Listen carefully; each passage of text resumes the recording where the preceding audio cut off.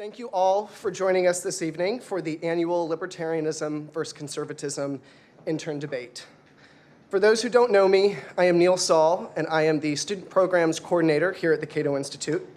And I'm honored to introduce tonight's event as the Heritage interns go head-to-head with the Cato interns to debate, is libertarianism or conservatism the superior political philosophy? Which political philosophy provides better answers to today's most important political questions? Of course, each of us have always had much to agree upon. Limited governments, free markets, and individual liberty are all pillars of the political philosophy that we both value and uphold, which have often led us to the same policy preferences and conclusions. Yet, what each of us envision in a free society without governmental and regulatory intrusion often does look quite different. Policy preferences surrounding foreign policy, immigration, drug legalization, sex work, emerging technologies, marriage and family, just to name a few, create cleavages that emerge from differences between our political philosophies. And as we've seen in today's political climate, seldom are these differences laid out through constructive civil discourse. In recent days, the protection of free speech has been under threat by those who claim the harms of certain kinds of speech outweigh its protection, that there's more sensible approach to the regulation of this kind of expression. Tribalism has sown skepticism and doubt into the very institutions that have brought absolute power under the rule of law, that have enshrined our inalienable human rights for the preservation of freedom. Which brings us here tonight on this stage as an opportunity for the exposure and articulation of ideas, values, disagreement, discourse, and debate. These interns have worked tirelessly this summer to parse out these nuanced policy differences through fun, logical, and rational debate. But before we begin, I'd like to mention a few housekeeping items. After the conclusion of this debate, please join us outside in the auditorium in the Winter Garden, as well as on the second floor for a reception. Also, join the conversation throughout the debate by using the hashtag LVCdebate, as you see on screen. We'll be drawing your questions during the Q&A portion from this feed for the debate portion. And furthermore, if you're on Snapchat, please check out our special Snapchat filter. If you send snaps to @Cato Institute, one word, they may be featured on social media. One important thing to keep in mind, especially when posting on social media, is that the opinions you'll be hearing tonight are those of our debaters and not the Cato Institute nor the Heritage Foundation. We would also appreciate your participation in our post-debate survey. You'll receive this by email, and it gives you a chance to express who you think prevailed, as well as your opinion on a number of the issues that will be at hand and raised this evening. In the spirit of debates, another debate, this time on whether capitalism or socialism has better benefited women, will be held here at Cato on September 16th at 6:30 p.m., and I would definitely encourage you all to attend or to watch online.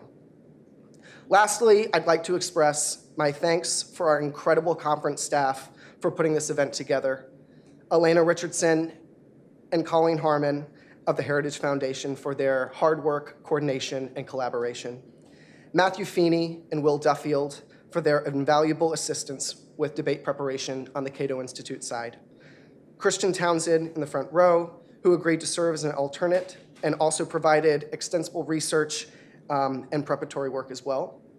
And lastly, a big thank you to Charles C.W. Cook, who's agreed to moderate tonight's debate.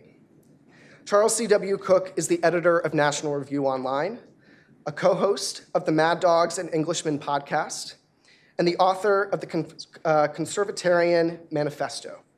Charles is a graduate of the University of Oxford, at which he studied modern history and politics. His work is focused on Anglo-American history, British liberty, free speech, Second Amendment, and the American exceptionalism. Charles is a frequent guest on HBO's Real Time with Bill Maher and has broadcast for BBC, MSNBC, Fox News, and Fox Business. He immigrated to the US in 2011 and became an American citizen in 2018. He lives in Florida with his wife, their 2 sons, and their dog, a black lab. Please help me welcome Charles C.W. Cook.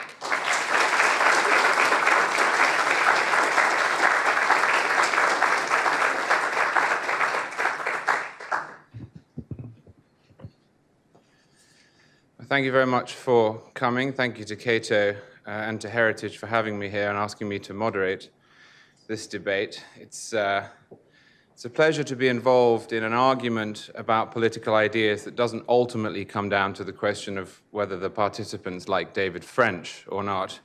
I think I keep being invited back to do this because, well, other than Boris Johnson is busy now, because I wrote a book on this topic called The Conservatarian Manifesto, in which I attempted to tease out the differences between conservatism and libertarianism and to offer a way forward that fuses them where possible. I was not, I suspect, invited back for my predictive abilities, given that one thing I wrote in that book was that America's next president might well be a quiet, retiring, humble, modest, non-invasive sort of guy who would remove the celebrity cult from our national politics and reduce the executive branch to the more limited role the founders had imagined. And then we elected Donald Trump, whom my colleague Kevin Williamson has described as a man with a sensibility halfway between Caligula and Liberace. So as you'll imagine, my wife doesn't allow me to place bets over about $5 anymore. But this does remain an important debate, especially at this moment, because we are obsessed in America with our two political parties and with the presidency. Our political culture has a tendency to flatten all non-left ideologies into just the right. Cato, for example, is often described as conservative when it is no such thing. Heritage is presumed to be on board with every libertarian innovation when it is not. Anyone who doesn't want to vote for a Democrat is put into the same camp.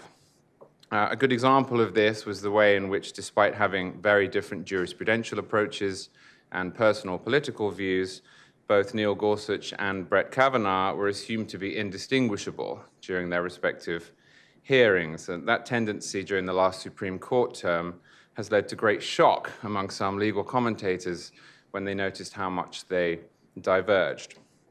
Which is to say, we're not here this evening to ask how many angels can dance on the head of a pin, but rather to ask more foundational questions, such as whether angels actually exist, whether if they do, they should be dancing on pins in the first place, whether their dancing on pins is good or bad for society, whether pins make us safer or we need more robust pin control, whether the injuries sustained as a result of dancing on pins should be paid for by the pin dancers or by everyone else, and so on and so forth. This is not going to be a pin-free zone. So before we start, a couple of house rules. Please don't clap or boo during the debate. You can cheer and boo and throw your clothes at the end. And please make sure your cell phones don't ring. And if they do ring, please don't answer them. I've equipped all of the debaters tonight with tasers, and they'll know what to do if they're interrupted. The resolution tonight is libertarianism or conservatism the superior political philosophy? And we will start off with an opening statement from the conservative side, followed by an opening statement from the libertarian side, followed by rebuttals from each.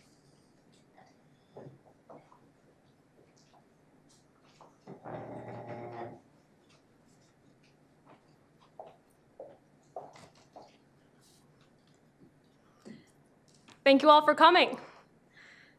As you know, tonight we're hosted in Hayek Auditorium, named for economist Friedrich Hayek. To paraphrase his Nobel Prize acceptance speech, if man is to do more good than harm in his efforts to improve the social order, then he won't shape the results as the craftsman shapes his handiwork, but rather cultivate growth by providing the appropriate environment, like the gardener does for his plants. Hayek's gardener has two choices. One, he can abandon his plants to subsist alone, dehydrate, shrivel up, and die. Or two, the gardener can water his plants, place them in good sunlight, and give them nutrient-rich soil so that they can bloom into magnificent flowers. The point of Hayek's garden is this: when the government sets the right conditions, the political community flourishes. That is not to say that the gardener will micromanage or engineer his plants according to a landscape design, but he can create the environment where they produce fruit. Conservatives and libertarians have enjoyed a mutually beneficial alliance. Together, we have rallied support for the free market and defeated communism. But in the tradition of the founders, conservatives recognize that unfettered liberty must never come at the expense of our society and our humanity. At the heart of today's debate is a central question: what kind of country do we want to live in and our descendants to inherit? Conservatism is a political philosophy that is designed to secure and perpetuate the blessings of liberty to the next generations by creating an atmosphere of morals, virtue, and law, faith, family, and responsibility. Unlike the axiomatic no-size-fits-all ideology called libertarianism, conservatism is a balancing pendulum with order on one end and liberty on the other. But libertarianism ignores the tension between order and liberty. The end result is excessive liberty and almost no order. In the name of live and let live, libertarianism removes the social scaffolding around our society and the moral compass from our nation. And we see what happens when libertarians try to implement their ideals, always and everywhere that libertarianism causes societal decay. The libertarians said, legalize drugs.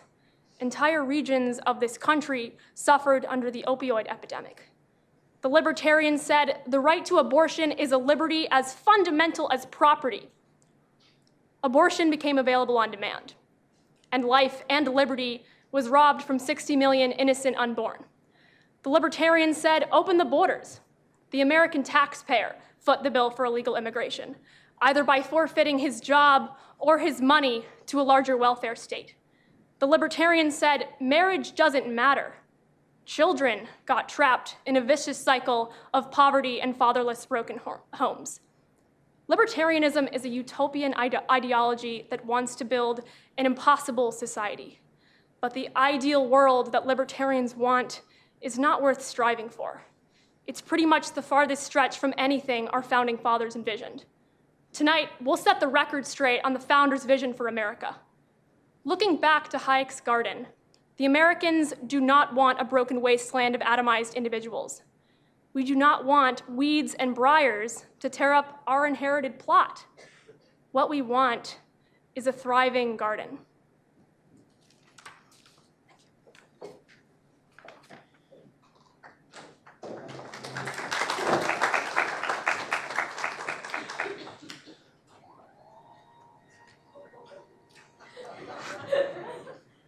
Good evening, everyone. Thank you for taking the time to come to Cato or watch online. I also want to extend a special thank you to our moderator tonight, Charles Cook, as well as to the Heritage interns for coming to the Lion's Den. As we weigh the relative merits of these two philosophies, we must consider an essential question. What is the purpose of government? While even volumes of text may not provide a fully comprehensive answer, the Declaration of Independence provides the best concise answer. Governments are instituted among men to secure the rights of life, liberty, and the pursuit of happiness. That right there is the libertarian vision for government. Simply put, libertarianism does a better job than conservatism at securing these most vital and precious of rights. Libertarians, unlike our conservative and progressive friends, recognizes that each adult has the right and responsibility to make decisions about how best to go about their life, so long as those decisions do not infringe on the rights of another. Libertarianism resists that most base and human desire to impose one's beliefs on another through force. And that through force is essential to understand. We do not reject the fundamental importance of virtue, but believe that liberty is the best means of achieving such virtue. We recognize and cherish the vital role of civil society in any republic that Tocqueville so clearly identified in Democracy in America. Yet the imposition of moral values by force of law is not only unethical, but actually crowds out the most essential roles of civil society. If we abdicate all responsibility to some conservative in Washington who thinks that they know how to order liberty, or some progressive who believes that they can transform society at the push of a button, all will be lost. A conservative who believes that the government can centrally manufacture a virtuous society falls victim to the same fatal conceit of a Marxist who centrally plans the economy. Virtue imposed by force is hardly virtue at all. Rather, virtue must be inculcated by vital community institutions. True liberty, when civil society is allowed to flourish, sustains virtue. In thinking about good governance, we hold a lot in common with our conservative friends. We believe in the rule of law and a vibrant judiciary that ensures contracts and property rights, so fundamental to any free society, are upheld. We recognize the importance of a criminal justice system that ensures that those who infringe on the fundamental rights of others face adequate discipline. We believe in a military that provides for the national defense. But we have a different conception of the limits of government than our conservative friends. Accordingly, I do have one key request for the audience tonight. Be wary of what George Orwell would call political language throughout this debate. Make sure to consider what the true ethical implications are when conservatives argue for certain interventions to uphold the social order. Smart drug policy means locking people in cages for choosing to put an intoxicant other than alcohol in their body. Likewise, protect the institution of marriage really means prevent those with a different sexual orientation than I from raising a child. Protect our liberty all too often means propping up a despotic regime like that of Saudi Arabia. Let us at least be honest about what certain conservative principles truly entail when assessing their merits. Libertarianism stems from a deep intellectual humility that we may not have it all figured out when we enact government policy. Rather than unilaterally decide on some social policy, libertarians place their faith in what Adam Smith called natural liberty. The natural liberty that emerges when fundamental rights are protected is how best to ensure that our society prospers. That, not government coercion, is how we preserve life and liberty and give people the best chance at securing happiness for themselves and their posterity. Thank you.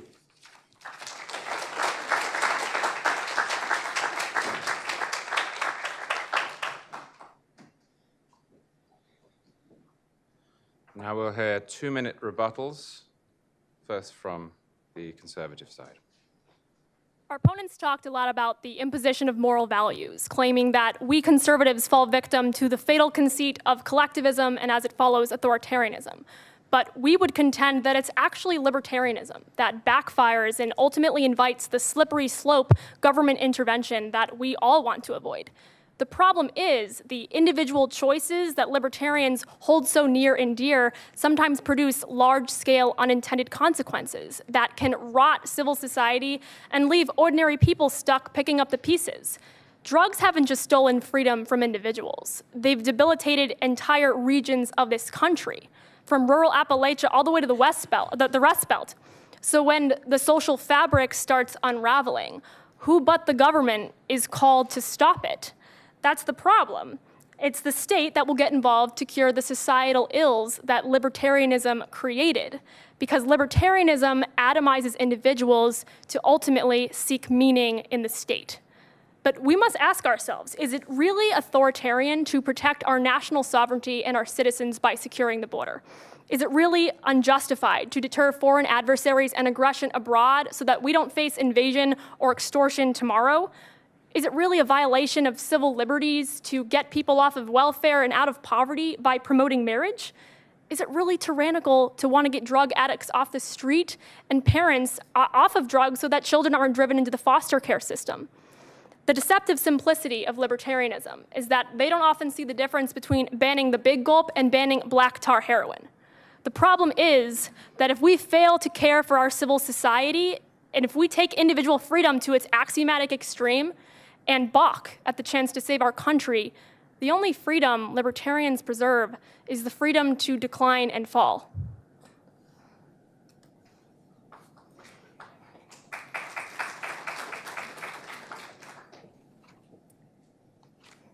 I'd like to remind you all that no matter how pretty the language from the conservative side is, fear-mongering isn't an argument. And this is a debate, and we're here to make arguments. So throughout, I think you really need to keep in mind what's an argument and what's something that sounds really great but isn't supported by facts. Libertarianism at its core is supported by facts. If you look at the data that we're going to give you throughout this speech, for example, in regard to the opioid epidemic, you'll see that actually by limiting the government's restriction on drugs, you do see fewer drugs, you do see more people not doing drugs. That's hard data. The other important thing that you need to remember is that in none of that did the conservatives tell you why the government needs to be doing all of these different policy decisions. Do you know what's a really effective way of not being addicted to drugs? Going to NA, going to Narcotics Anonymous, going to your local church, being involved with your families and communities to see what they can do for you. At its core, libertarianism is about the belief that freedom is something that is important. By no means is it unlimited. That would be a bad policy choice that, once again, is not supported by the data. But at its core, when we look at institutions, we believe that a society can have pluralistic values. We believe that religious freedom applies and extends to Jews, Muslims, and Mormons just as much as it does Christians. And at its core, when conservatives talk about family values, they talk about one type of family. And this is why you should prefer libertarianism as a political philosophy, because we believe that you should be wary of the considerations that the government makes for you. We don't have a lot of say of what happens in Washington. We don't have a lot of say of what happens in our government.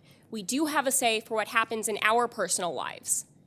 And libertarianism is the only political philosophy between the two of us that believes that you have the ability and that you have the right to make choices for your own life, for your own family, and for your own communities. And that is why you should prefer libertarianism to conservatism.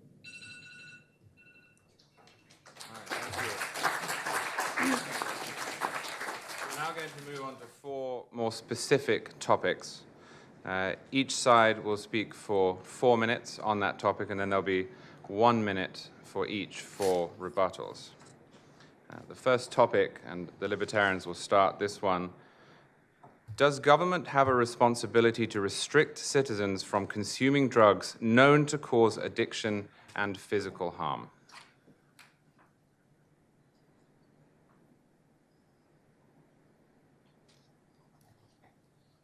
Conservatives say that drugs can do harm. To change things up, we'll concede that point. Now what? The question at hand is whether the government has a responsibility to restrict drugs, and to that we respond no. First, let's address a historical argument. Do you know what the most dangerous drug is? On June 25th, the Global Commission on Drug Policy looked at several dimensions in the context of both harm to users and harm to others. In nearly every category, alcohol, a drug deemed by the government to be appropriate for people to consume, was deemed the most harmful. And the United States tried to ban alcohol before in 1920. Prohibition didn't work, and here are the effects that it brought. A 24% increase in crime over the course of 1 year in 30 major US cities, a 45% increase in drug addiction that spawned the creation of Mexico's oldest drug cartel, a burdened legal system, and a 50% increase in deaths from alcohol from 1920 to 1921, and a 66% increase in deaths from alcohol from 1921 to 1926.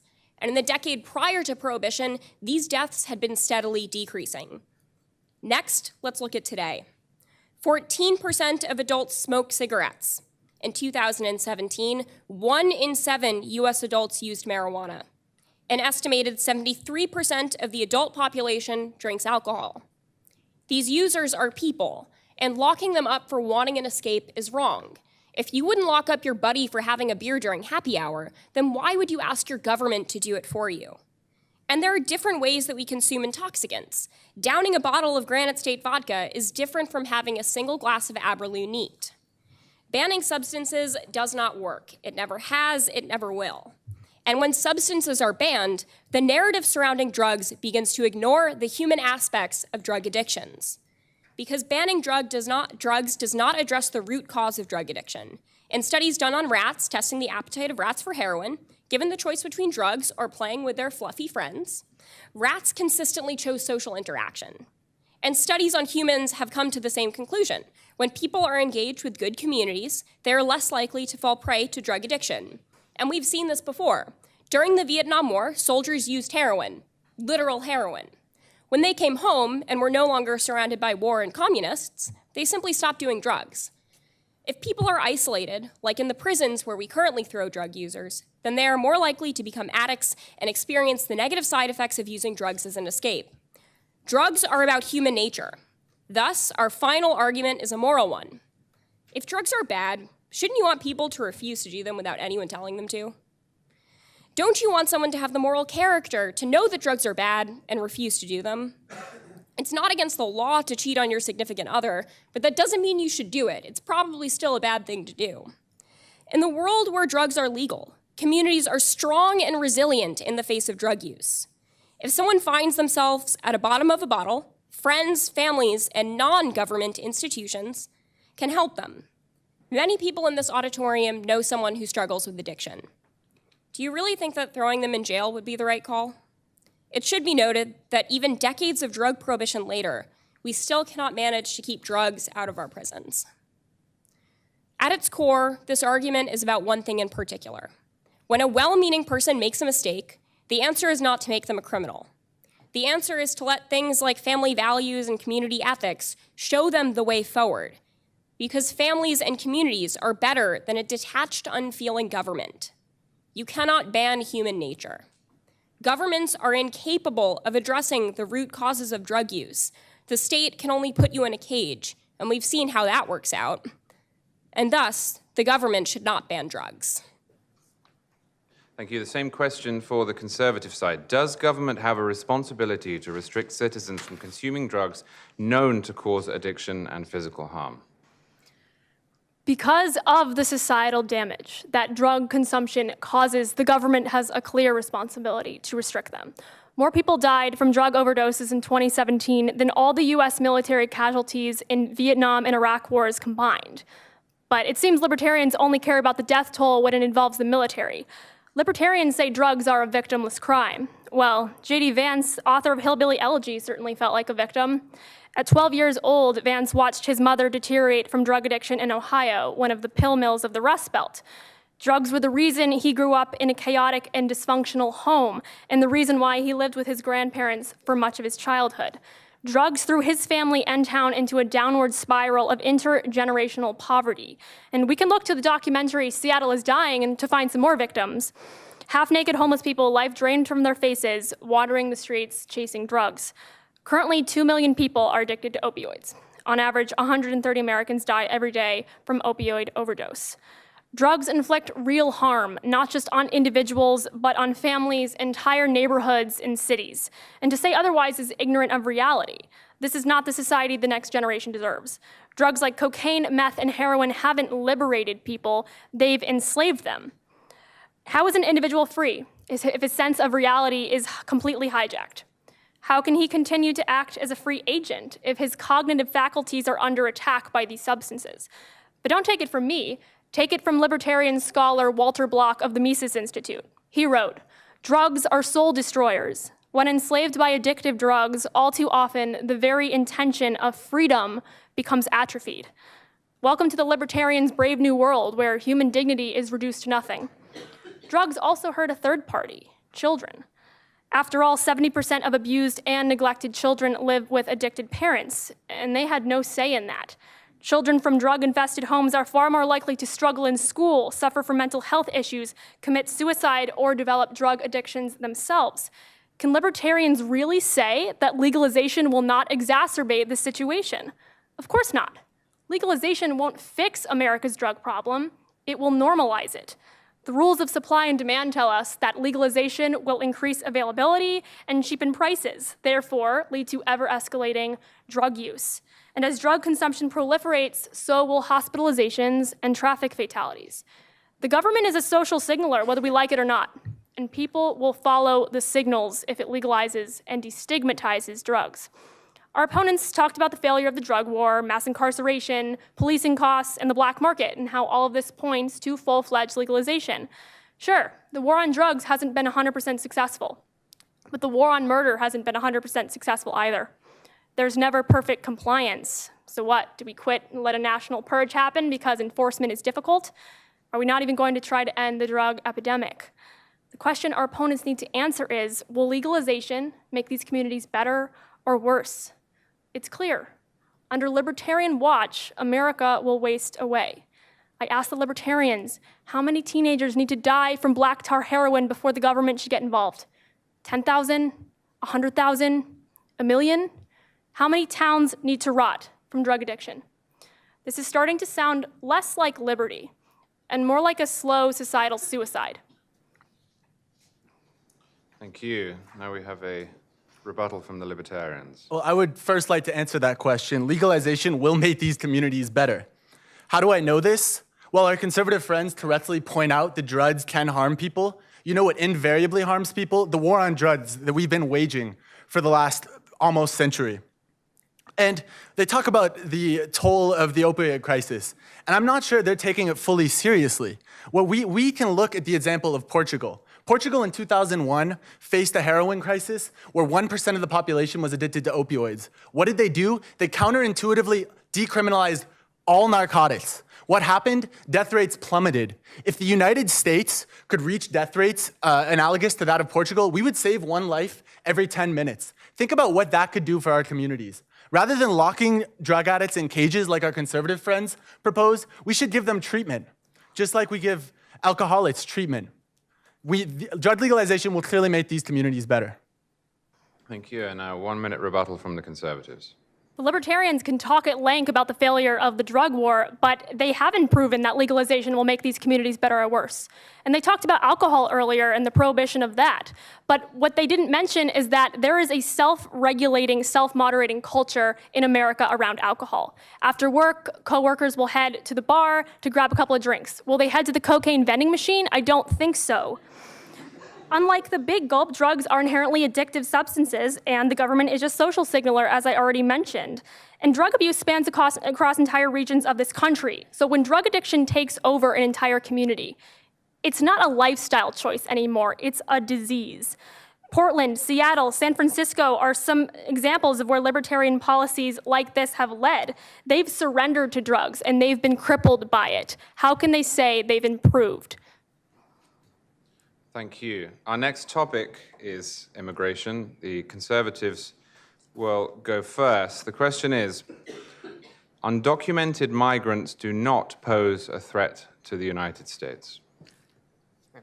So it's kind of sad that we have to debate this issue. Border security is a fundamental exercise of national sovereignty. Any country has a right to decide who and what enters it. Therefore, legal immigration is an affront to the dignity of the country and its citizens. Now, this is not to say the Conservatives oppose immigration, far from it. We recognize that we are a country of immigrants. That said, we further understand that an intrinsic component of any sovereign country is the ability to control its borders. Now, the prompt states undocumented migrants do not pose a threat to the United States, so our opponent's burden of proof is clear. They must demonstrate that illegal immigration poses no threat to the country, while we must prove in some capacity that it does, and the evidence is clearly on our side. Illegal immigration presents a physical threat to the United States. Every year, ICE apprehends illegal aliens responsible for roughly 80,000 DUIs, 76,000 drug offenses, and 50,000 assaults. There's an extensive network of human trafficking associated with illegal immigration, threatening U.S. citizens and migrant families alike. Gangs such as MS-13 run amok because we refuse to enforce our laws. Now, our opponents, they'll try to counter this point by presenting their own data, claiming that illegal aliens on the whole commit fewer crimes than citizens, but they're using flawed studies. The truth is, no one knows the full breadth of illegal alien crime because we don't even know how many of them are here. Further, the illegal alien population is far less likely to report crime because they fear deportation. And even when they do come forward, how are we supposed to get accurate numbers when sanctuary cities won't even report them? But at the end of the day, this is irrelevant. Every single crime committed by an illegal alien is a crime which should have never occurred in the first place. This debate is not about probabilities. It's about people like Etta Nugent, a mother of 3 and a grandmother of 6, who in May of this year was repeatedly stabbed and killed by an illegal alien after forcing his way into her home. It's about Ariana Funes-Diaz, a 14-year-old girl who in April of this year was brutally murdered by 2 MS-13 gang members, one armed with a bat and the other with a machete. Can our opponents seriously say with a straight face that illegal immigration poses no threat to people like them? Of course not. Illegal immigration also imposes an undue financial burden on our country. Now, our opponents will say that open borders will boost economic productivity, but they neglect one important reality. The United States has an advanced welfare system. Illegal aliens tend to be low-skilled workers who easily qualify for government assistance. We estimate that there are, at the very least, 11 million illegal aliens living within the United States. The average illegal alien household receives about $14,000 more in government benefits than it pays in taxes. The estimated net cost on our country for the lowest estimate of 11 million illegal aliens is $1.5 trillion. This is why Milton Friedman famously said, "You cannot have open borders and a welfare state." So if you follow the libertarian logic of free movement of labor and open borders, then you are advocating for the expansion of welfare. Now, our opponents will likely say, then get rid of welfare. Well, as a conservative, I find this appealing, but as a conservative, I don't live in a libertarian fantasy. I understand that there are political realities and that welfare isn't going anywhere soon. Another common libertarian argument is build a wall around welfare. Don't give assistance to non-citizens. Now, this is, yet again, politically unreasonable and morally cruel. Countries like the United Arab Emirates deny government assistance to immigrant workers. They've become an economic powerhouse in the Middle East off the back of migrant workers who now represent about 90% of their population, but their policy has created a de facto second-class citizenry. This system is detrimental to any free society, and conservatives will not allow it to happen in the United States. So now I have to ask my opponents, if you truly believe there is no threat associated with illegal immigration, if you want open borders, then how do you reconcile that with allowing criminals into the country? How many citizens and migrants alike need to be killed by MS-13 before you believe the government should do something? And further, are you content with an expanded welfare state, or do you just want to deny immigrants government assistance? Thank you. Well, now the Libertarians have a chance to answer that and make their own opening statement. Few issues are as prone to rampant misinformation and outlandish claims as immigration policy. The human brain seems hardwired to create us versus them dichotomies. Our president and our conservative friends know this all too well.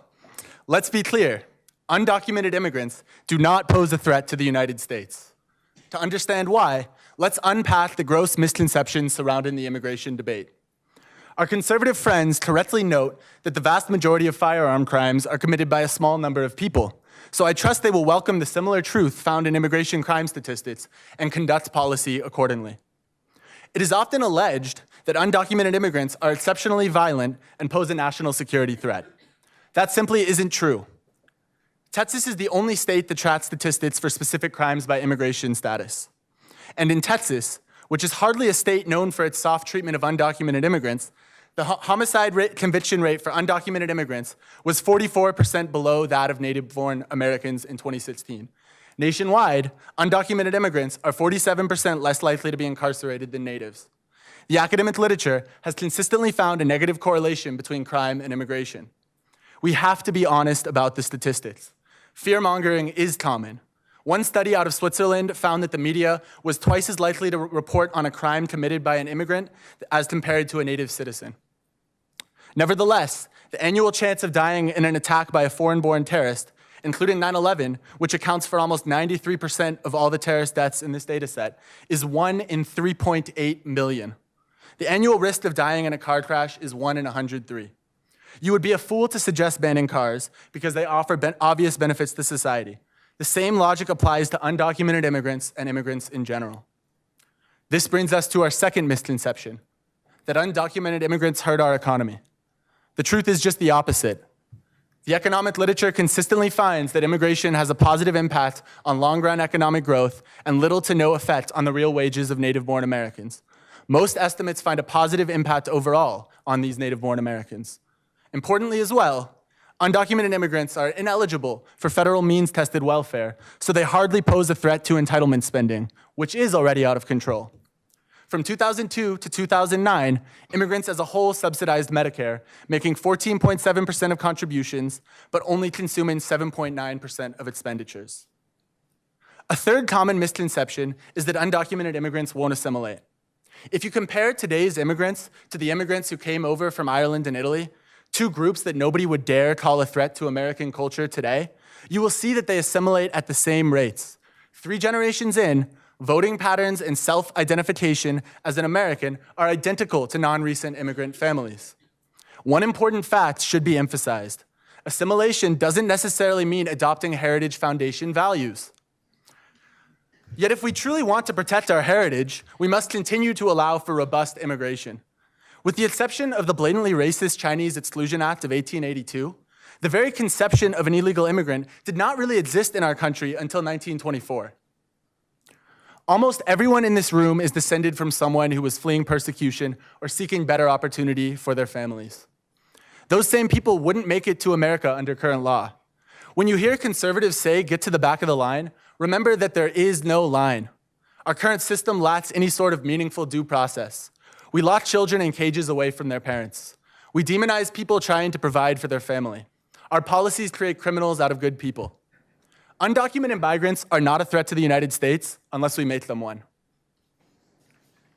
Q, a rebuttal from the conservative side. Okay, so we have to remember that we're having this conversation within the context of the status quo, a world where we have Border Patrol and agencies like ICE. Now, what do you think will happen if we just remove these security measures? Now, instead of, what happens, do you think we'll just remove these security measures? Contrary to what our opponents have said, car deaths are not the same thing as MS-13. We're going to see an influx of crime on the border.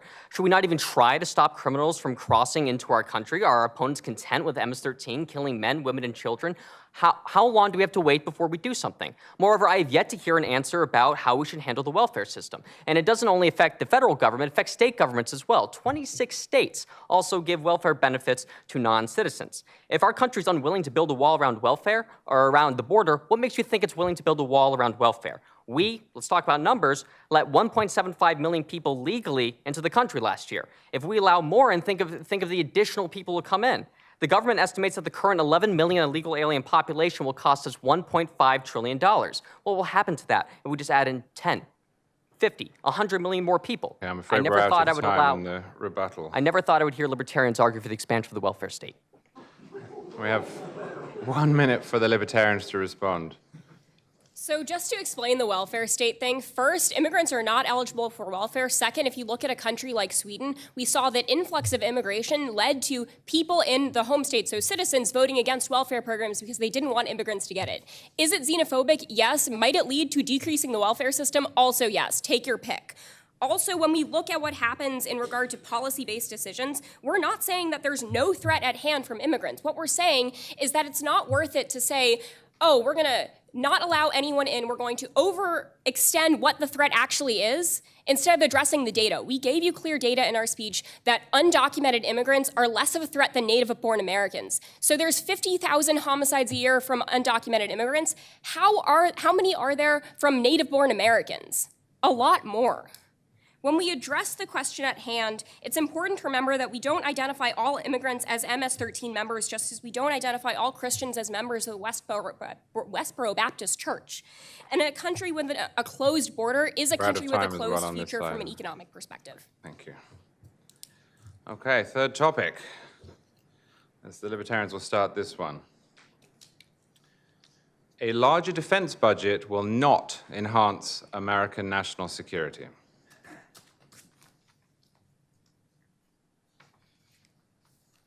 To understand the impact of a larger defense budget on American national security, we should look at what we're getting with the $716 billion requested by the Department of Defense in 2019. Unfortunately, nobody really knows where that money's going. Just this past November, the Pentagon failed an audit that cost the taxpayer more than $400 million.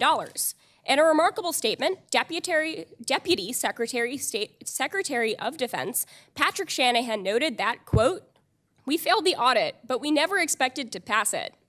Anyone who believes in a strong national defense should find this deeply troubling. Equally troubling are the many areas of our defense budget that do nothing to enhance national security. You'd be hard-pressed to convince me that the Air Force spending $1,300 on coffee cups or $14,000 on a 3D printed toilet seats makes us safe. Over the course of 4 years, the Department of Defense spent $294 million, the equivalent of nearly 4 U.S. Air Force F-35 Joint Strike Fighters, on erectile dysfunction medication. No, seriously, you can look it up. In 2016, the Washington Post reported that the Pentagon buried an internal study on $125 billion in internal waste amid fears that Congress would use the findings as an excuse to slash the defense budget. If we were talking about the Department of Education failing an audit and calling it a success, conservatives would not be calling for increasing the department's funding. And we are spending more to get less. The deleterious impact of this bureaucracy is stark. As former Secretary of the Navy under Reagan, John Lehman notes, it now takes an average of 22 and a half years to deploy new weapons instead of the 4 years it took during the Cold War. Contrastingly, China and Russia are producing fifth-generation ships and fighters in 4 years. And why is this? It's because our bloated budget inhibits innovation. The world that we will fight in the future will increasingly depend on innovation. We will need more advanced technology, but a bigger budget will not improve our national security if we keep providing adverse incentives to keep projects slow and expensive. And incentives are important. And a larger budget would do nothing to streamline the Pentagon's bureaucracy. I have one final question that conservatives must answer to make an effective argument. If our current levels of spending aren't sufficient, what level is and why? How much more do we need to be taking from future generations to ensure adequate national security? I'll help them out. On May 15th, the Heritage Foundation stated that we needed a 3 to 5% growth in spending each year. Do the math. By the end of Trump's third term, that would be over $1 trillion. And how much safer is that really going to make us? Our defense spending is almost equal to that of the next 8 highest spending countries combined, and 5 of those countries are our allies. So would additional spending really make the average American any safer? Ultimately, one of the best things that America can do for its national security is to remain the world's economic powerhouse, and overfunding an elaborate bureaucracy is certainly not the way to do that. Former Joint Chief of Staff Chairman Admiral Michael Mullen famously remarked that the most significant threat to our national security is our debt. And we're not advocating to cut the budget. We're just saying don't spend more on it. In all of this, there are important points that get missed.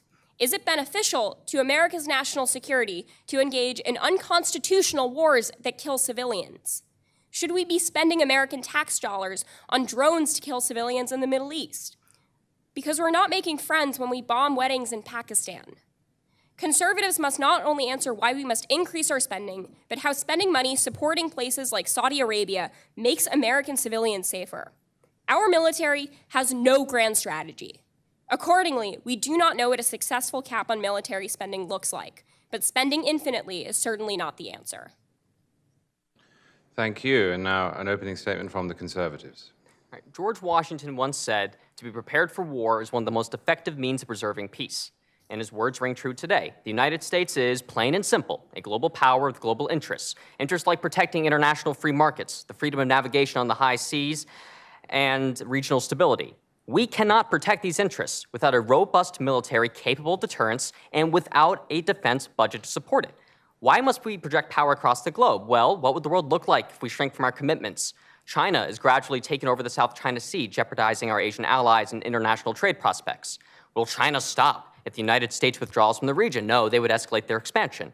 Iran is a major sponsor of terror and aspiring nuclear hegemon of the Middle East. Will Iran stop if the United States were to withdraw from the region? No, they would continue to sponsor terror and they would complete their nuclear program. North Korea is developing nuclear weapons, and Russia has proven with its deceitful invasion of Crimea that it wishes to reclaim former Soviet influence. Will they suddenly stop if the United States withdraws from those regions? No. North Korea would seriously consider an invasion of South Korea, and Russia would continue its aggression. United States military deterrence works. Our Navy has kept trade lanes open within the South China Sea and the Strait of Hormuz. Our ground forces stationed overseas have deterred invasions of countries like Taiwan, South Korea, and the Ukraine. Our air power has disrupted terrorist operations abroad. The United States must project power to maintain international interests, but we are currently handicapped by budget constraints. The defense budget of recent years is insufficient to meet these challenges. Our opponents, they've already said, what do you mean? The United States already spends so much more when compared to other countries. Now, this is true. However, aggregate expense is not an accurate measure of power. We have commitments across the world which our military must meet. Unlike other countries, we're not concentrated in one region. Take China, for an example. The United States Navy on the whole may be larger than the Chinese Navy, but our Navy spans the globe, whereas China is concentrated in their backyard. The 7th Fleet, which is part of our Pacific Fleet, has about 50 ships when compared to China's 200. Are we able to effectively deter Chinese aggression within the South China Sea when we don't even have regional power parity? Of course not. We need a military capable of deterrence. Suggesting otherwise is ignoring the reality we live in. Another common libertarian argument is that it would exacerbate the military-industrial complex, but this suggestion is incorrect. Yes, there is waste in the defense budget, which is why conservatives have proposed policies like rollover accounts for defense spending and base realignment and closure programs. But when Eisenhower warned the country of the military-industrial complex, he was warning us of an economy driven by defense spending. When Eisenhower was president, defense spending represented 9% of the economy and 52% of the federal budget. Today, it represents 3% of the economy and 16% of the federal budget. Conservatives want to spend our tax dollars effectively, but the mere potential for waste does not negate the underlying principle of a military deterrence driven by a robust military. So I have to ask our opponents, how do you seriously plan to provide for a common defense? Do you really believe that a diminished budget and a diminished military will keep the United States safe? One of the reasons we can have this debate today is because of our robust military budget. Don't sit here and tell us that you don't like waste in the budget. What is your plan for the U.S.? How much should we be spending on the military? Anyone can sit around and throw around criticisms and offer no solutions. All right, thank you. So now we have 1 minute for each rebuttal, starting with the Libertarians. As I hear the threats raised by the conservatives, I'm reminded by a quote from Frederick the Great of Prussia, who said, "He who defends everything defends nothing." Let's address some of these threats and why spending more money is not the best way to address them. Our conservative friends mentioned the threat that Iran poses to the region, and I'd like to remind them that the biggest threat would be nuclear proliferation. We had a deal that barred them from acquiring a nuclear weapon. They also talk about how Iran sponsors terrorism. Well, newsflash, we're aligned with the Saudis, who are waging a war of aggression in Yemen and have also been sponsors of terrorism in the region. Why are we destabilizing the region further by aligning with such a despotic regime? Additionally, they raise the threat of Russia, and I'd like to remind them that our NATO allies are more than capable of responding to the threat of Russia. Russia possesses an economy the size of Italy. Finally, I'm not understanding how all of these commitments around the globe make us safer. For example, our 18-year-long war in Afghanistan, that is not how we've improved readiness. Rather than dumping more money, perhaps we stop waging the war in Afghanistan to improve readiness. Thank you. Thank you, and now the Conservative rebuttal. All right, despite what my opponents might say, this isn't like a game of Risk where you can just pick up the pieces and restart. We're dealing with real-world threats here.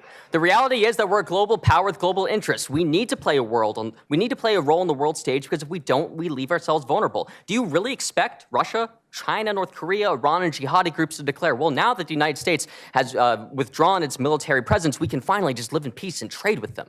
No, that's ridiculous. I want U.S. ships in the South China Sea today so there aren't Chinese ships off the coast of Los Angeles tomorrow. I want U.S. planes to strike ISIS targets today so there aren't large-scale attacks on Western cities tomorrow. I want U.S. soldiers in Europe today so there isn't a Russian invasion of the Ukraine tomorrow. Now, what's our opponent's plan? Neglect the budget and hope people play nice. How do you plan to protect your coveted free markets when Iran begins to restrict the flow of oil through the Strait of Hormuz because the United States Navy isn't there to deter them? We cannot effectively maintain global interests without a robust military and a strong defense budget to support it. Thank you.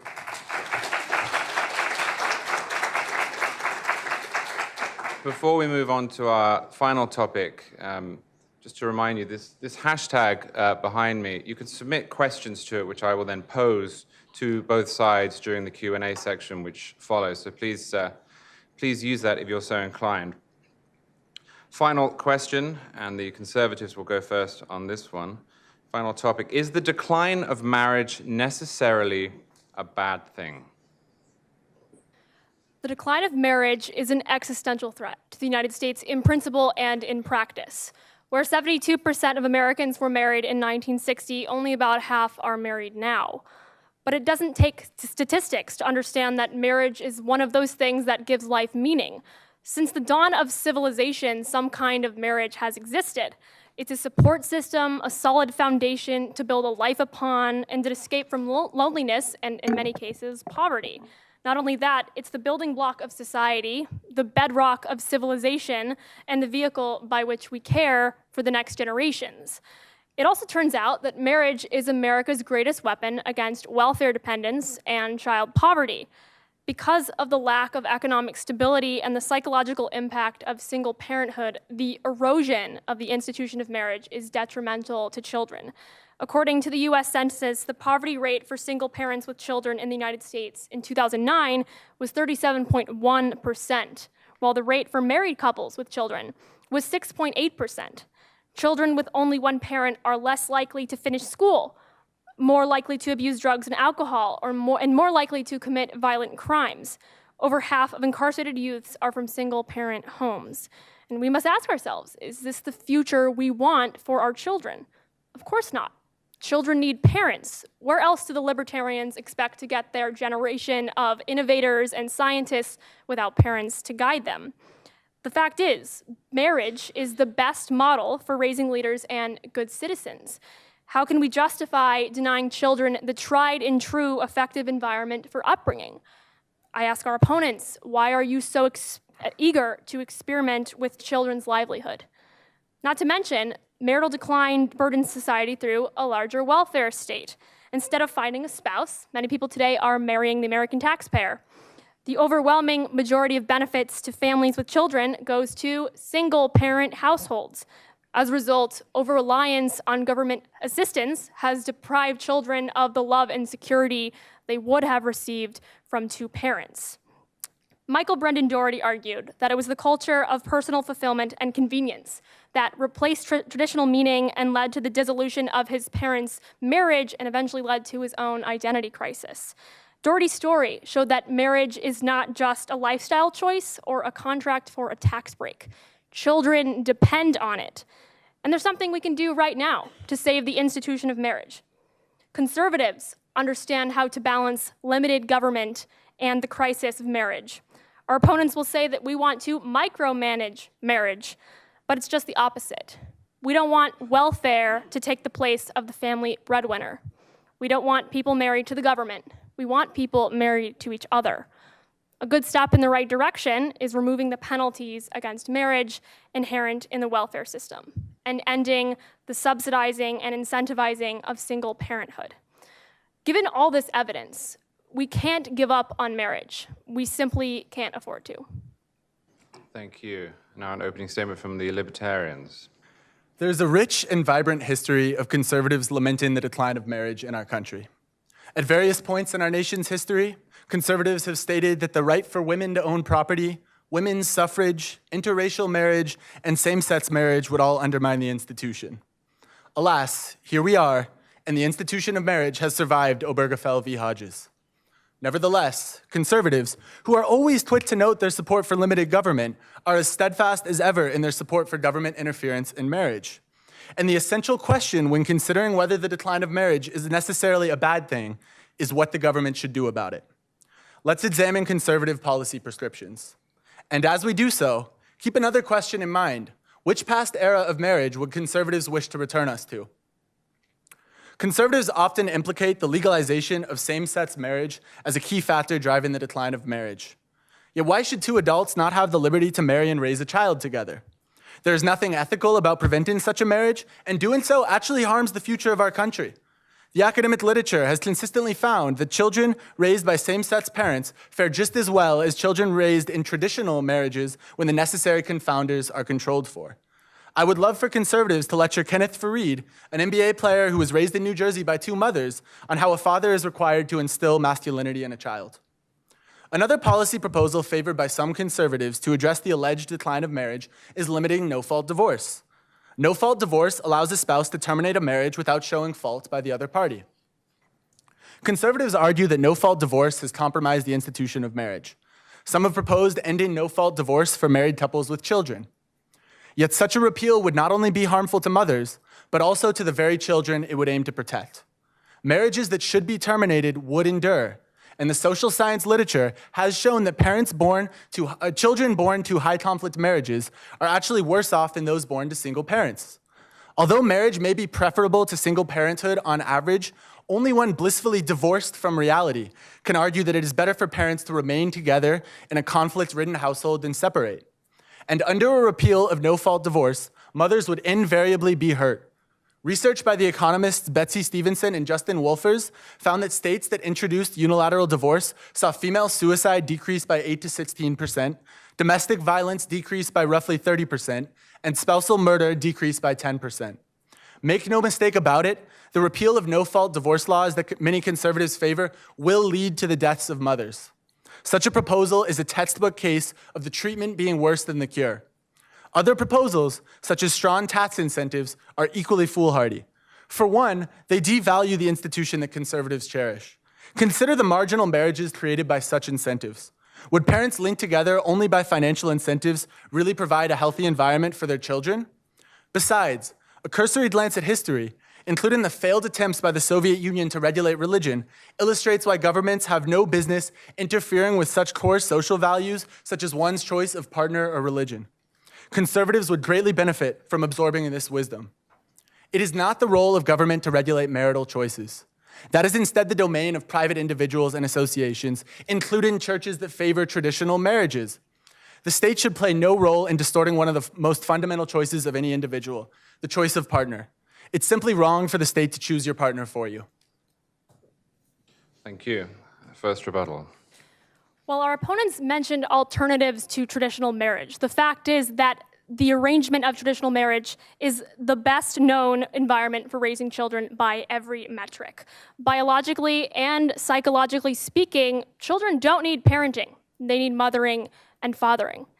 And our opponents claim that these other arrangements for raising children are just as not probably superior, but I find that interesting because the logical extension of libertarianism, as exhibited by Murray Rothbard, a co-founder of Cato, is that parents shouldn't even be obliged or coerced into feeding their own children, let alone raising them. So at that point, I think the familial structure is probably irrelevant to libertarians, but it's not to us. And the libertarian rebuttal? So for those of you who didn't chime in last year, we publicly disavowed Murray Rothbard last year, and let us do it again. He has horrible ideas. And also, I would like to remind you throughout, thank you, that think of the children is not actually an argument. When we look at the decline of marriage, we need to look at why it's happening.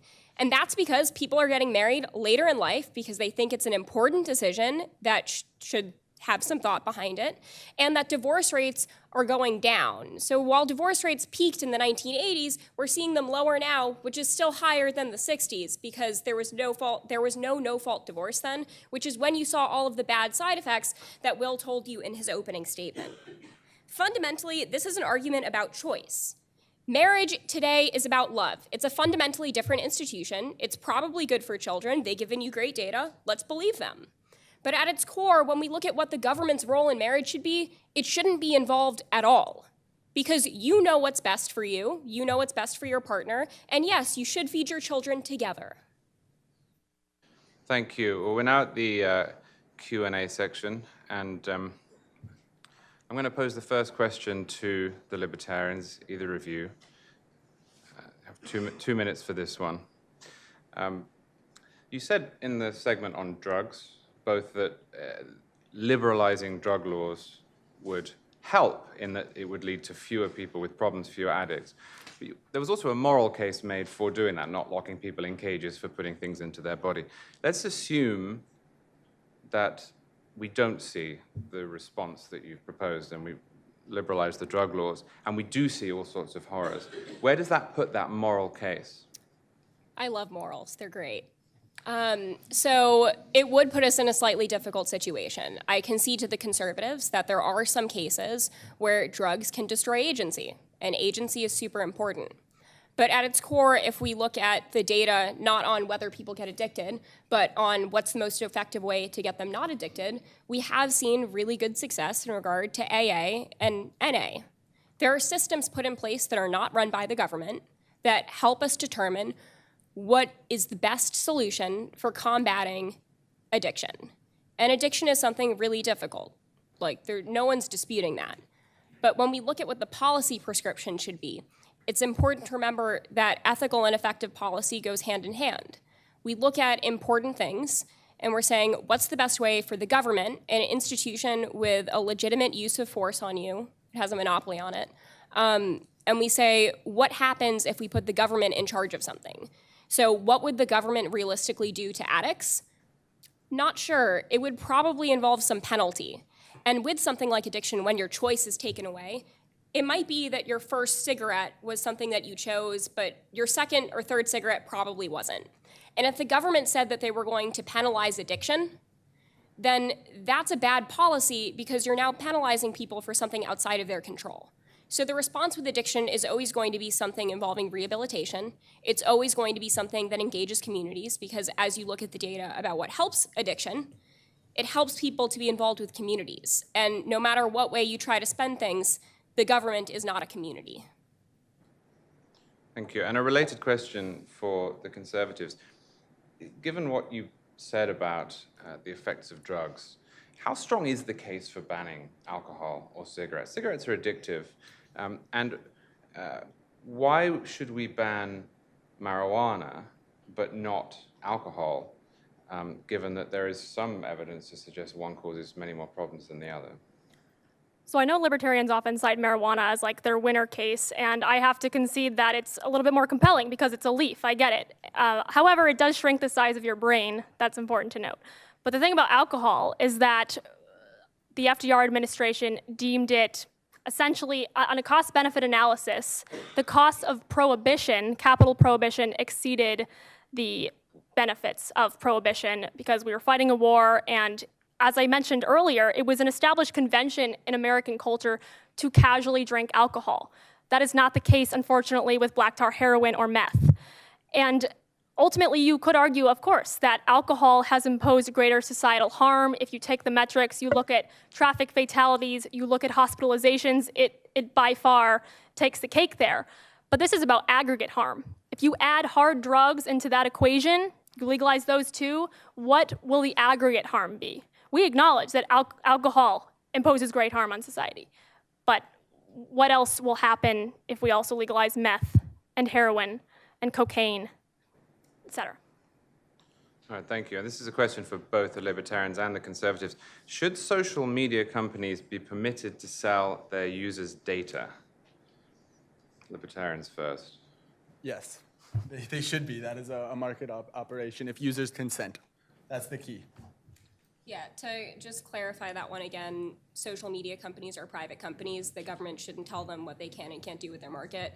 And even though it makes us sound icky, like feel icky when it happens, if you read the terms and conditions, which I highly recommend that you do, you did agree to it. So. And there are market forces that prohibit the most egregious uses of data. People push back to against those egregious uses of data. Conservatives? We actually agree, or I actually agree with the Libertarians. I mean, these are private companies and are allowed to do, what they will with. If people contract away information, then they're allowed to sell it and increase ad revenue, better targeted ads that way. And I think it's just a general rule of thumb: whatever you put online is going to stay online. So long companies right now, they're not poaching data that they're not poaching data that's unreasonable. It's stuff that we put on there, and we should have the expectation that's going to stay there. Okay, and a question for the Conservatives. What would you say is the most serious social problem that the state is incapable of successfully addressing? It's a very good question. Social problem. You can blame the hashtag, not me. I honestly would say the decline of marriage. Like, whether we like it or not, no nation is meant to endure forever, and this is an existential threat to our civilization and the United States at large. Marriage rates are really, really low, and like I talk to my parents, I talk to their parents, and it's just a situation that we haven't seen before. And we have to ask ourselves, why is this culture of convenience and self-fulfillment so pervasive? And should we reassess that looking forward? Okay, and a question for the Libertarians. What non-governmental institutions does libertarianism need to exist for libertarianism to thrive? A lot of libertarians obviously say, well, we don't want the government involved in this area. Is it a free-floating ideology, or do you need a set of preconditions? If so, what are they? So there's lots of different types of libertarianism. If you ask a virtue libertarian, they would probably say the church, because that's what those people happen to have. Like, the ideas just happen to be in accordance with your average church. If you ask a libertarian that's probably more of a classical liberal, they might say some sort of education system. It might not look like our current education system, but it might be some place where you go and maybe it's a charter school, maybe it's a private school. It's not an easy question to answer directly, because there is a lot of diversity within the libertarian movement about what sorts of institutions are good, which ones should we keep around, and which ones should we support. Okay, and then a question for both sides, 2 minutes each if you need it.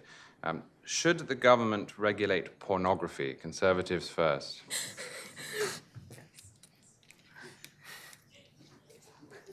All right, the government should most definitely ensure that adult pornography is only reserved to audiences that are ages 18 and plus, but pornography such as like child pornography, yes, the government should clearly be forbidding that from entering the marketplace because it would be corrupting minors and you have people who are unable to give consent.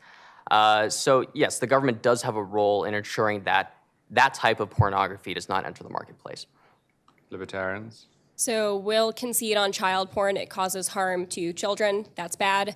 When you look at the larger question about pornography, it's really complicated. So if you want a good case study, you should look at the United Kingdom and see what they're doing with their porn laws. In 2014, there was something called a face-sitting protests outside of Parliament near Christmas time because the UK used a bad piece of legislation from the 1970s to ban a lot of different sexual acts. One of them was face-sitting, hence the reason why it was called the face-sitting protest, because you had members of the porn community come out and enact face-sitting in order to illustrate that it wasn't functionally different from other pornographic acts that were allowed on camera.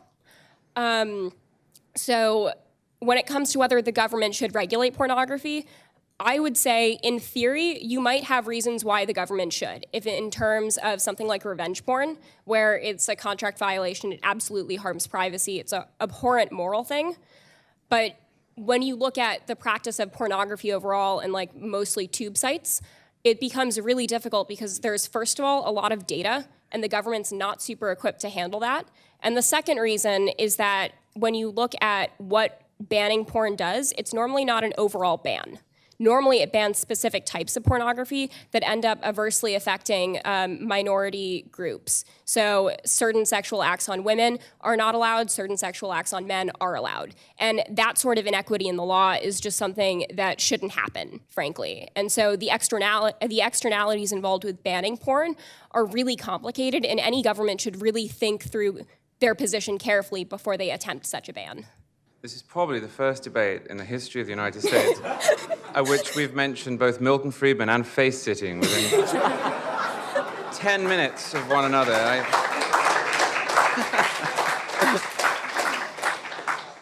Okay, another question for the Libertarians. What is the proper role of America's military in the world? Leave waste aside. What should we be doing? I think the best way to look at it is the difference between isolationism and non-isolation, being isolationist and being interventionist, pardon me. And the key is to provide for the national defense and to do whatever it takes to provide for the national defense and respond to threats appropriately. And a question for the Conservatives. You were accused earlier of wanting to put people in cages more than is necessary. Is mass incarceration a problem in America? And if it is, what's the primary solution you'd propose?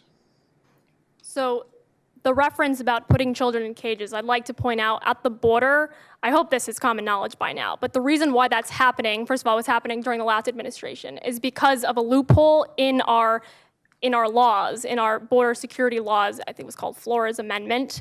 What that did is essentially mandated that children be separated from their parents at the border, and as a result, they are separated from their parents at the border and put into separate detainment facilities. So the solution there is if we close the loopholes, we disincentivize migrants from making that treacherous journey through Central America, through Mexico, buying children along the way because they know it helps and improves their case for either to claim asylum or to gain admittance through other claims. Let's leave immigration aside for a minute, just in general. Do we have too many people in prison? Do we have too many laws? And if we do, what should we do about it? I mean, the fact is that crime deserves incarceration along the spectrum. It depends on what the crime is. I don't believe in mandatory minimum sentences personally, but in terms of greater crimes, more severe crimes, what is the alternative to incarceration? Because you committed a crime, punishment is due, and that is the legitimate recourse. Okay, a question for both. We'll start with the Conservatives. Should the US support the organization of NATO? The United States most definitely support NATO because it's one of the greatest deterring forces of the latter half of the 20th century into the 21st century. So through NATO, we've been able to deter not only the Soviet Union, but Russian aggression. And I know there are concerns today about certain NATO countries not meeting their military expenditures, but that doesn't mean that we shouldn't support the institution or that we should withdraw our support from it, or that we should diminish our military spending as a result. NATO is a force for good, and it's a corner piece of U.S. foreign policy, and we should absolutely support it. Libertarians, should we support NATO? I agree with our conservative friends that NATO has had an important deterrent role, particularly in the 20th century with the Soviet Union, and continues to do so with Russia. Where we might have a point of disagreement is over this subsidization, where we are subsidizing much of the defense of European countries when they are more than capable of defending for themselves. We also might disagree on what NATO should be used for. For example, the intervention in Libya in 2011, that has essentially created a failed state in Libya and propagated terrorism, and that was a NATO operation. So we might have points of disagreement there as well. Okay, and the final question is a tough one, I think, but an important one, especially given our present debate. This is for both sides. Libertarians can go first. Should the United States government, via American taxpayers, pay reparations to the descendants of slaves? There's no easy answer to this, and I think you're not going to get a great one from either of us, frankly. This country was built on the back of slaves. There's no way around that. The way that we have historically treated people of color in this country is awful, and there is probably something that we morally need to do about it. When you look at the issue of reparations, it breaks down to how do you provide reparations in a way that addresses all facets of this very complicated issue. And there's not a good way to do that. There have been certain things proposed in regard to giving all descendants of slaves a block grant.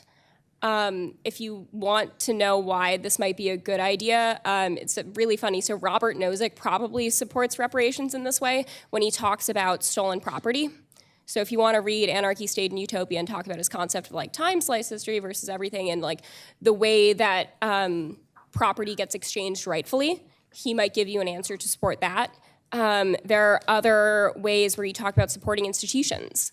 And I have not given a lot of thought on what my personal opinions on this issue is. There's a lot of disagreement. There's a lot of really good points raised on all different sides. And I think one thing that I can say with certainty is that our country really needs to think about the way that we treat all members of everyone who lives inside of its borders, kind of regardless of their circumstance, because we're all stuck here together, and we can definitely treat people better.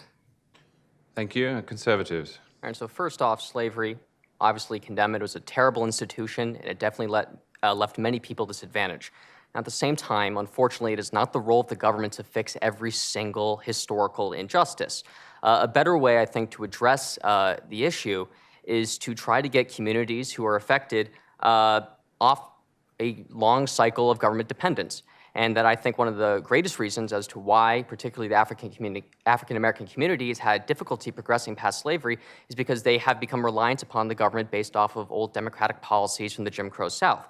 So I think that reforming the welfare state and reforming how we address these communities is a far better solution than just redistributing wealth from a generation who did nothing to inflict slavery upon people. All right, thank you. Well, we're now in the final portion of this evening's debate, the conclusions. We're going to start with a 4-minute conclusion from the Libertarians, and we're going to have a 4-minute conclusion from the Conservatives. Oh, other way around? The other way around.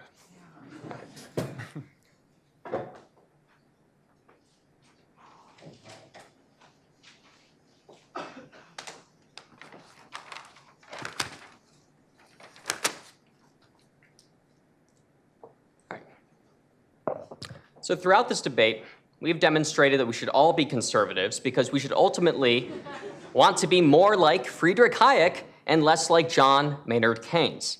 Now, the libertarian ideology, much like Keynesian economics, it's focused on the short term, demands individual autonomy in the present, and now this is certainly seductive. But the conservative, like Friedrich Hayek, thinks in the long run. Hayek he looks to the future because he does not subscribe to the Keynesian position that in the long run we're all dead. He understood that a narrow view of the present yields disastrous results in the future. Same is true for our politics. Our opponents told you that drug addiction will liberate you, but we know that drug addiction will enslave you. Addiction is intensely felt by those struggling with it and by society at large. These harmful substances have laid waste to entire regions of this country. Drug legalization would be a surrender, not a victory for liberty, because drugs condemn not only you, but your children and your community and your posterity to serfdom. Our opponents, they told you that illegal immigration poses no threat to the United States, but we know that it undermines our basic sovereignty. Illegal immigration presents a real threat to citizens and migrants alike, and open borders will burden us with an ever-growing welfare state. If we do not secure the border, then future Americans cannot call themselves a sovereign nation anymore. Our opponents told you that our presence on the world stage creates chaos, but the world is safer through American leadership. Military deterrence upholds international norms, protects free markets, and ensures the ultimate security of the nation. Only through a strong defense budget can we maintain a military capable of meeting today's challenges. Without military strength, we will leave our children at the mercy of foreign powers. Our opponents told you that the decline of marriage should be no cause for alarm, but we know that it will rip the building block of society right from under us. The gradual dismantlement of marriage inhibits the prosperity of children and denies them a stable upbringing. Single parenthood, encouraged and incentivized by the welfare state, levies a de facto tax and handicap on our children. We should promote the family unit through reforming the welfare system. If not, future generations will be helpless against an unraveling social fabric and a deteriorating civilization. Libertarians and their dogmatic devotion to absolute autonomy is destructive and leads to a future where the torch of liberty will be snuffed out. Conservatives understand that absolute autonomy does not yield absolute good, and it can in fact harm the ultimate preservation of liberty. Conservatives, in tradition with the founding, believe government ultimately exists to serve society and country, but is restrained and guided by a respect for fundamental liberties. We are not born into this world as individuals. Rather, we're born into something greater than ourselves, our families, local communities, and country. Conservatives want to fight for the civil society so that our children will be able to exercise liberty and pursue happiness. If we blindly follow absolute autonomy today, then we do so at the expense of our civil society tomorrow. So I implore my libertarian colleagues to think more like Friedrich Hayek. Look in the long run and you'll see that a free society needs a civil society. The namesake of this auditorium understood that Western civilization depends on its traditional and moral practices. In order to preserve our fundamental liberties, we must uphold civil society, family, community, and country. Therefore, only conservatism can guarantee that the torch of liberty will continue to burn brightly for generations to come. Thank you.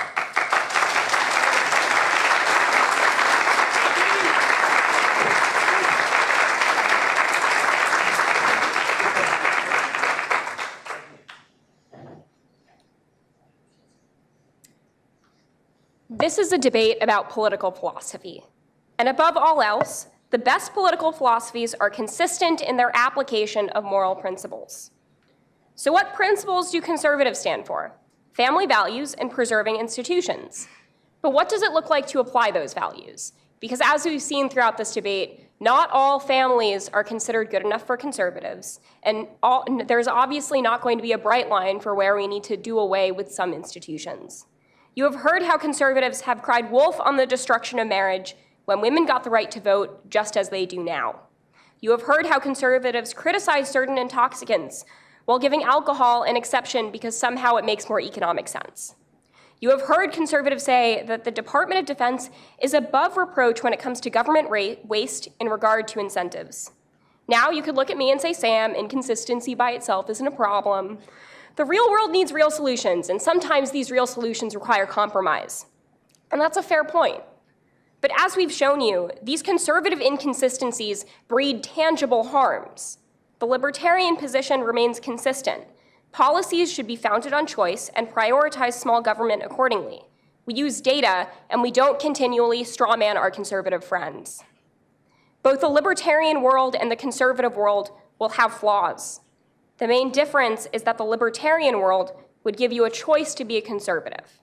The conservative world would deny libertarians. In the libertarian world, you can still preserve family values and religious institutions. The conservative world imposes conservative beliefs on its citizens and uses state-sanctioned force when individuals peacefully dissent. And here's why. At its core, libertarianism breaks down into two key features: a strong belief in the importance of equal freedom and a skepticism surrounding government institutions. Equal freedom is the idea that I am free to do whatever I wish as long as I do not violate the freedom of other individuals. A skepticism surrounding government institutions is just that, a skepticism. There are cases where the government can ethically effectively engage in policies to preserve freedom. However, our modern government does so much more than that, and in doing so, often infringes on equal freedom. Throughout this debate, conservatives have missed the point. They've declared us isolationists and rigid individualists who want to see communities fall and advocate for policies that spell an existential threat to America. That's not what libertarianism is.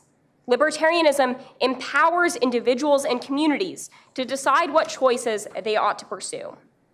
Most simply, our legal system is founded on the idea that people can be held accountable for their actions, that people can choose to do the right thing. Accordingly, it does make sense to prioritize freedom in establishing a political philosophy. But freedom is more than this pragmatic value. Whatever your conception of the good is, whether it be supporting your church or even something as ridiculous as making it your goal in life to walk an alligator across I-95 on a Tuesday, it's important that people freely choose to pursue it. Interest in being a moral agent is by far the most important part of being a good person. We do not want people to do the right thing because someone told them to. You would find it incredibly concerning if the only reason I didn't torture people was because it was against the law or someone told me that I shouldn't, because torture is wrong. People should do the right thing because they want to be a good person who does good things. And when you place all of your trust in institutions, you diminish the standing of personal responsibility. Out of all of the political philosophies, libertarianism is the only one that fully prioritizes moral choices and communities. And that's why you should believe in libertarianism as a political philosophy.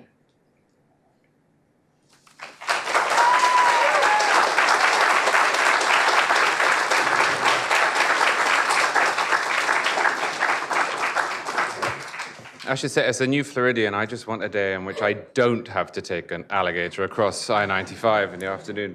It's actually against the law. Let's see. Well, right to the end.